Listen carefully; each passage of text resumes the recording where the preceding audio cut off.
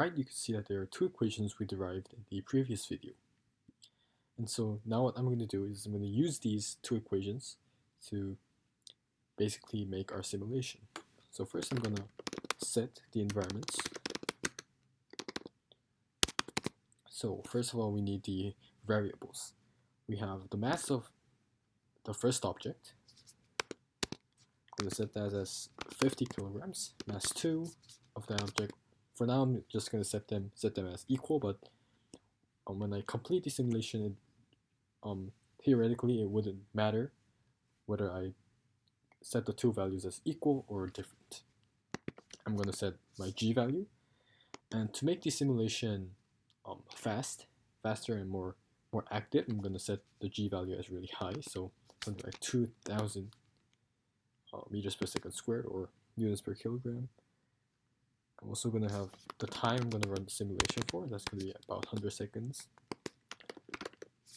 Then I'm going to have time duration, which is going to be, so this is going to be the duration of time I use for the Euler approximation method. That's going to be about 0.005 seconds. I'm going to have the number of iterations, which is going to be that I run the simulation for, and so that's going to be our total time divided by the number of durations I have. I'm going to have the vector, so the collection of data points that gives the position of mass 1. That's going to be P1. First of all, I'm going to set that as a column vector of zeros. Same for P2.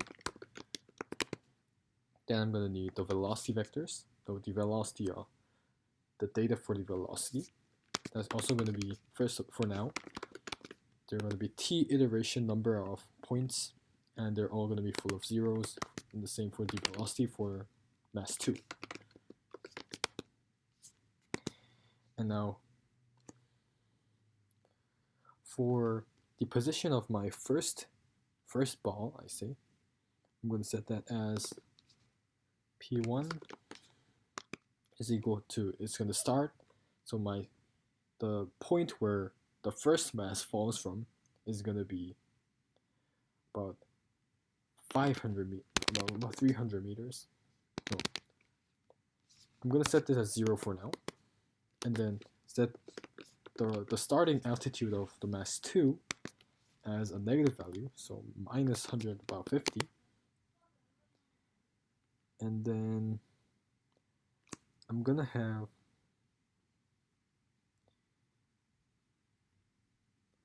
I'm going to set the video, so open video writer, name, I'd say name is going to be Freefall collisions AVI. I'm going to set the frame rate as something really big to make the simulation faster. Alright, so now I'm going to set the loop of the simulation. So for the number of iterations I have, so from n1 to t iteration,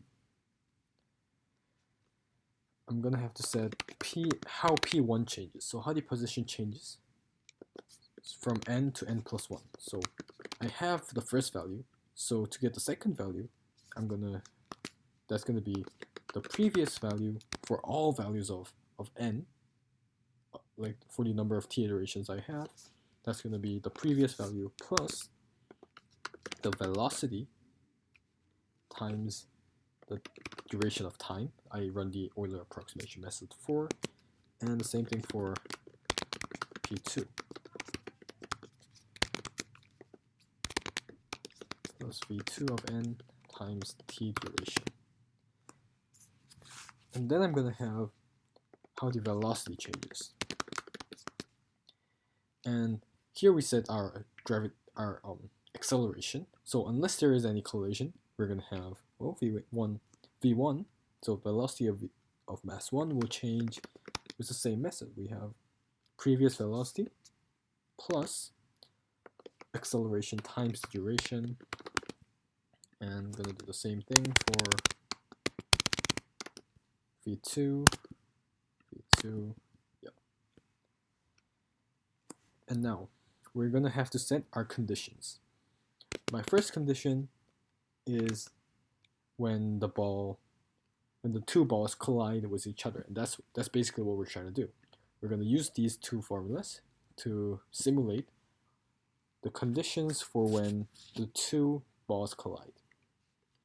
So the condition for when the two balls collide is basically when the distance between them is 0. But since we have two balls, their positions cannot be equal.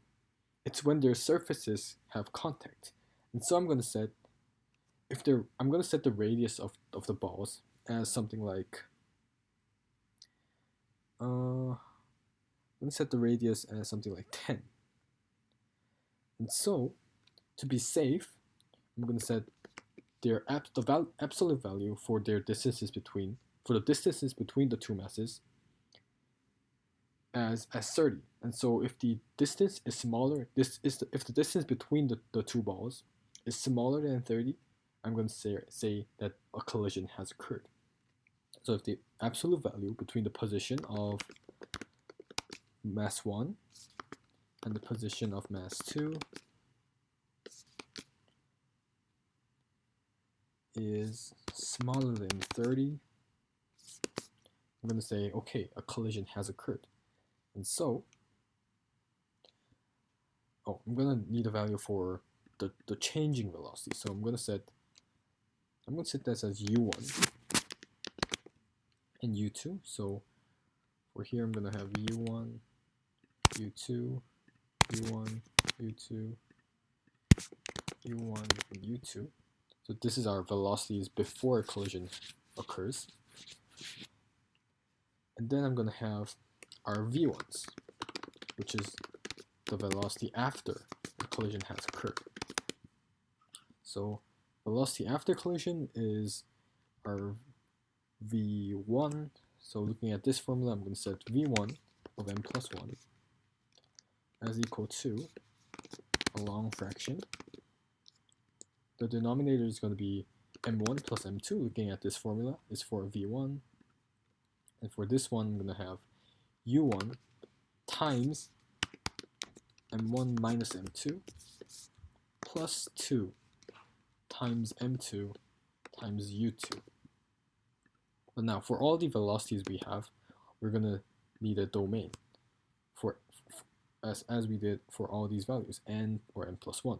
And because we're dealing with n plus 1s here, I'm going to set the n plus 1's value of u1 and u1 and u2 again, n plus 1's value, and m masses, we know that they're constant. Alright, and do the same thing for v2. But v2, the formula is slightly different, so we're going to have 2m1 u1, so 2m1 u1, that's going to go to our start. So that's going to be at the start of our value. Looking at the formula over here, this is going to be a minus value. And minus, now we have u2 times m1 minus m2. So minus u2 times m1 minus m2, and that looks about right. Okay, and now we have our new values.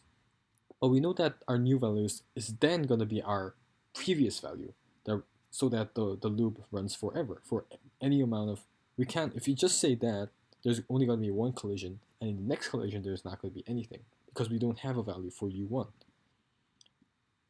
And so now what we're going to do is set the value of u1 and u2 as equal to v1 and v2, by basically doing, well, u1 of m plus 1 is going to be our new value, which is v1 of n plus 1, and do the same thing for u2 of n plus 1 is going to be equal to v2 of n plus 1.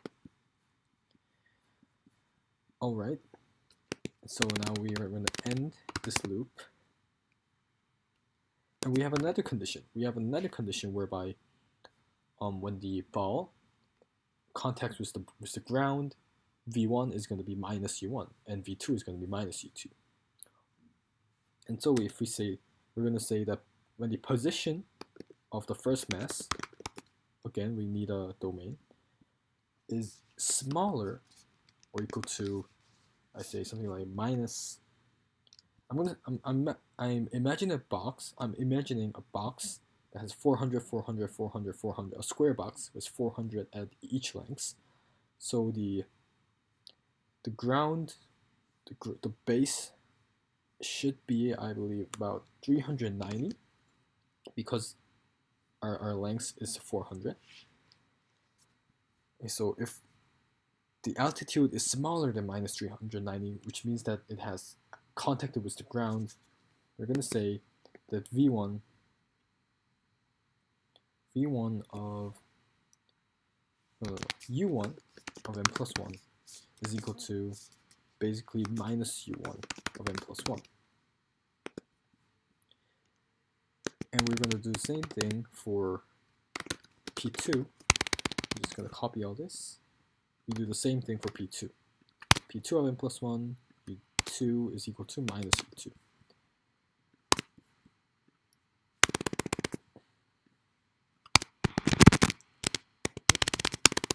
Okay, so now what we have is something. Now we're done. We're now just going to set, well, how am I going to define the positions? So I'm going to define the position of, imagine it's a two-dimensional space, so we also have the x-axis, but we know that the x-axis is always constant to 0. The value for the x-coordinate for two masses is always going to be 0. So px1 is going to be 0. Py1, which is the y position of mass 1, is going to be equal to p1 of n. You know, the px2 is going to be 0, and py2, again, is going to be p2 of n. And now all we're left to do is just draw our thing. So we set a limit is going to be 400. I said the box, one length of the box is going to be 400. That's why I said this is 390. And then basically I'm going to fill everything. So I'm going to fill with the value, fill the box. We're going to have minus limit, minus O2 is just the borderline. So it's going to be my, it's going to be something like our padding in the drawing, in our plot. So minus O2 times limit.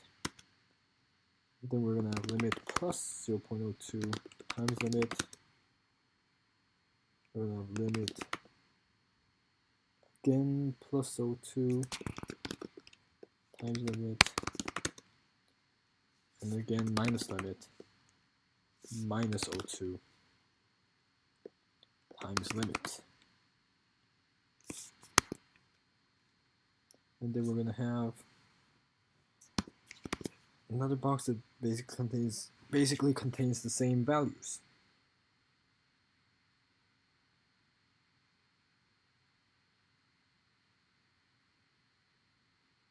But okay, so I'm gonna have all that copied. I forgot to do that. Yeah, all that copied, but have these two as negative and the last two as positive. Alright, so we have just set the box, and now I'm just gonna plot our two circles, our two masses. So first mass is the coordinate is going to be px1 times px2. A marker, circle shaped. Our size is going to be about 10, as I said before, and our color is going to be red. And our edge color is also going to be red. Alright, now we do the same thing for our second dot, but now it's going to be, this is going to be py1. So, and now px2 and py2, and change the color of this, the second mass, to blue.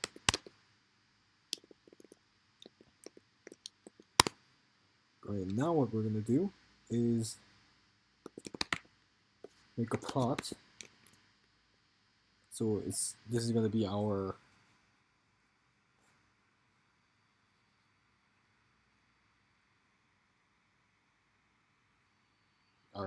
this is going to be, so that's our space, this is our virtual box, and this is just a borderline for how the box will look like, our environment would look like. So we're going to have from minus 500 to 500 in the x-axis, minus 400 to 400 in the y-axis. Maybe you could just set this as, no, this is going to be fine. And we're going to have the blue, this line width, 2. I've mistaken. This is actually our. So this indicates the ground. So there's going to be something like a box here, and a ground that looks like that. And so when the ball hits the ground, it's going to bounce off, and we're going to be able to see the ground. All right. So now we're going to set our limits. We did that. Okay. So basically now what we're going to do is name our plot. I'm going to say it's a freefall collision during freefall, collisions during freefall simulation.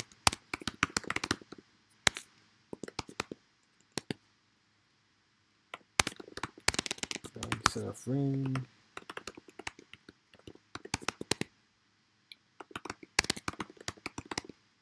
And get our video.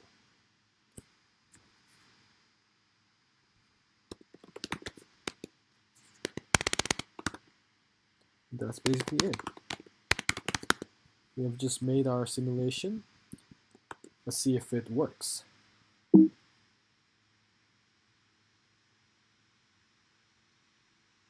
Oh, why is it? We have our plots quite weird. Wait. Right.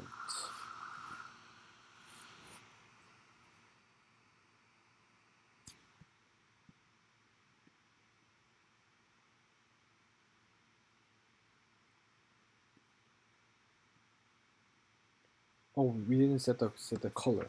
All right. Is this gonna solve the problem? Now, if you see, yeah, we have our 2. We have a box, and for some reason I can't see the 2 balls falling.